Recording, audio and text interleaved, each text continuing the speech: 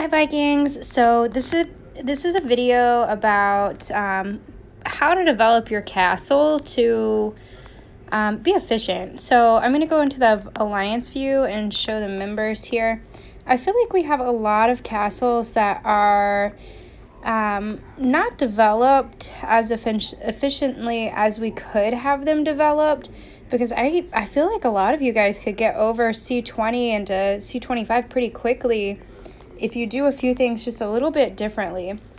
So when I'm upgrading, the buildings I'm focusing on are, of course, my castle, which is at 28, and my wall, which right now is at 27.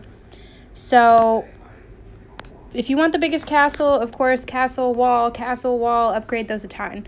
But your next building to upgrade are your troop buildings. So the troop buildings are important because these guys kill other troops and other castles during kill events, and they help you collect your resources. To send out bigger dispatches, you want to upgrade your drill ground. You can see that I have a big dispatch size because I've upgraded that almost as high as I can. I can upgrade it one more time before having to upgrade my castle. Next, you'll see some of the things that I don't upgrade a lot are my resource tiles. So I don't upgrade those because they cost a lot of time to upgrade when I could be spending that time upgrading something else, like an embassy. My embassy is good for basically having reinforcements. So if I'm out attacking other castles, it's nice to have other people's troops as reinforcements in my castle, so that if someone tries to attack my castle while I'm attacking another castle, then there are troops inside my castle and we'll get some easy kills as an alliance. But if you're trying to grow fast, you're going to want to follow through some of your quests. If you follow through your quests all the way, you're going to end up upgrading everything in your castle before upgrading your castle level. So the best strategy is to kind of do what it says, upgrade one tile resource up to the level it's telling you to, and just leave the others alone. The most important tile out here you can have upgraded are your hospitals. Right now my hospital capacity is, what is that? 93 plus 33 is 126, almost 127,000. So 127,000 hospital capacity means that when I'm sending out a dispatch, all of my soldiers will be safe from getting killed. So if I go and attack a castle with one full dispatch, I'm sending out 87,000 plus 20, which is what, 80? So over like 100 and some thousand. So all of those troops have a hospital bed in case they need it if I end up having a really bad attack. So hospitals are very, very important. So your most important is your castle, wall, and then troop buildings, and then your hospitals. Your war tents will help you upgrade or train your troops faster. You can see I've kind of slacked on mine, but I do keep my troops training around the clock. Generally, I save all of my troop speeds and all of my building speeds and all of my conscriptions until I get a lucky day event.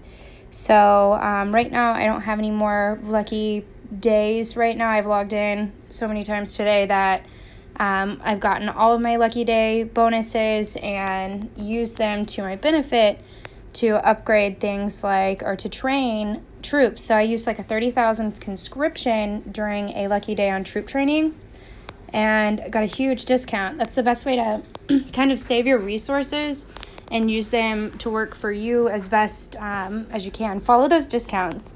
Follow the events too on the events page. So if you're following through on your events and you're collecting things as they go, then you're going to be getting rewards as they go. So play the events and get free stuff. Warplay is awesome. I think I've played mine out today, but the best way to get the most out of a warplay is to finish it all the way to the end. So right now this is level 1.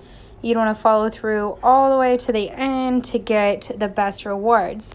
level 10, once you win level 10, you get like 1.5 million in wood or grain or iron. You may even get things like advanced teleports and things of that nature. So I'm just going to back out of that. Also, be sure you're collecting on your port as often as it allows. That way you're maximizing your rewards there. But in overall castle development, these are the last buildings I upgrade, my resource tiles, because it takes so much time. You know, I could be spending that time elsewhere, and my troops can be out gathering resources like these guys are here. My dispatches are out gathering resources. So that's how I upgrade my castle to kind of grow fast. And my whole goal is to be pretty balanced. Some people's goal is to have the most power. Some people's goal is to have the biggest castle. Some people's goal is to have the highest military ranking. So by tapping my avatar and going to ranking, you can see, you know, the different, who's ahead of you or who's behind you or where you line up compared to everybody else. And just have an idea of where you're at. So if you want to be number one here, of course, by all means, upgrade your castle as quickly as possible. If you want to have the highest Lord level ranking, then complete your events, or your quests rather, and then you can see what quests you have to complete here. And that's how I upgrade my castle and how I strategize using my castle to my benefit. I hope this helps you guys, and I hope this makes it a little bit easier for you guys to grow a little bit faster. And then the best way to grow fast too, and to get your castle to upgrade fast, is to have farms. I made a video on how to create a farm castle and how to use those. You see mine are all 15. I feel like that's maximum potential there. And then when it's time to collect from them, I send all of my troops in this castle, for example, outside of that castle. So I'm not killing troops. I'm not risking my farming troops in that farm castle. And I'm not risking my troops and wasting resources healing them. So what I'll do is send my troops out of this castle or that castle or whichever castle I plan to plunder resources from. And I'll attack it until all the resources are gone. Another benefit is that you complete a regular quest of siege victories. You can also get defense victories by sending one of these troops from one of your farm castles, just one, to attack your main castle. That way you can blow through some of these quests pretty quickly, get some more rewards, and then of course in turn use that to upgrade your castle. I hope this helps you guys. The best way to collect on resources is to, of course, collect from resource tiles. So if I go in and see where my troops are, you're going to see most of them are on a super tile. So they take the longest to get the resources from, but that means I have to log into my game less. That means there's less downtime for my troops and I'm wasting less time. The whole goal here is to be efficient so that you don't have to spend forever on this game trying to grow big. So share this with your friends if it helped you, and ask me questions if you need more details on something. Go Vikings!